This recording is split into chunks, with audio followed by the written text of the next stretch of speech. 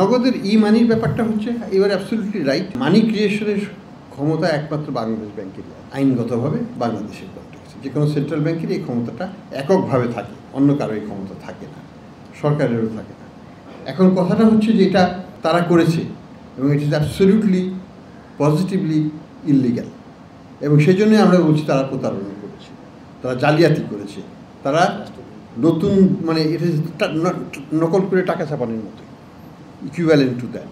হ্যাঁ, তারা অতিরিক্ত টাকা এটা বাজারে ছেড়েছে, যেটা ছাড়ার অধিকার তাদের নাই।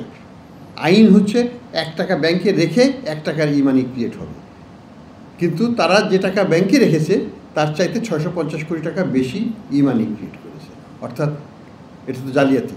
কাজে সেই জন্যই আমরা তাদেরকে জালিয়াতি হিসাবে চিহ্নিত করছি, এবং আমরা এখনও মনে করি যে তারা জালিয়াতি করেছে এবং সেটার জন্য তাদের দৃষ্টান্তমূলক শাস্তি হওয়ার দরকার আছে। করেছি এটা তদন্ত সিআইডি করছিল। আমরা গতকাল তাদেরকে বলেছি আমাকে রিপোর্ট দিতে, আজকে বিকেলে তারা একটা রিপোর্ট দেবে। তো আমরা সেটার ভিত্তিতে তদন্ত কর্মকর্তার কাছ থেকে শুনবো আমরা যে তারা কী করেছে। আমরা চাই এটা যেন খুব দ্রুত তারা আইনগতভাবে এটাকে এগিয়ে যায়, কারণ এটা নিয়ে আমাদের কোনো নাই, সন্দেহ নেই। আমাদের তদন্তে এটা 660 কোটি টাকার উপর এসেছে, এবং বিদেশি সংস্থার মাধ্যমে যেটা আমরা প্রতিবেদন পেয়েছি তাতে 650-এর উপর আসছে।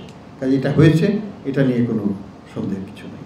এখন যেটা হচ্ছে যে ব্যাংক রেজলিউশন একটা কথা বলছিলেন, ব্যাংক রেজলিউশন অ্যাক্ট একটা শক্তিশালী আইন, এটা আমরা এখনও প্রয়োগ করি নাই, আমরা প্রয়োগ করতে যাচ্ছি সামনে।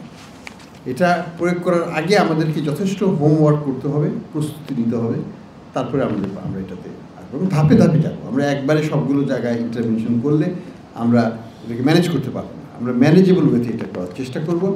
আমরা আশা করি এখানে এটা কার্যকরীভাবে আমরা ইমপ্লিমেন্ট করবো আগামীতে, যাতে আমাদের ব্যাংকিং খাত আবার ঘুরে দাঁড়াতে পারে। এমএফএস আমরা কিন্তু অনেক সেফগার্ড রাখি, বাংলাদেশ ব্যাংকের যে আইন আছে তাতে প্রত্যেকটা এমএফএস তাদের সংগৃহীত অর্থ ওই দিনই ব্যাংকে জমা দিতে হবে। আমরা কিন্তু ব্যাংকগুলোকে বলে দিয়েছি কোনো টাকা তুলতে পারবে না, অর্থাৎ এখন যারা কাজ করবে তারা কোনো ব্যাংকের থেকে কোনো অ্যাক্সেস পাবে না, তারা শুধু ক্যাশ ইন ক্যাশ আউট করতে পারবে।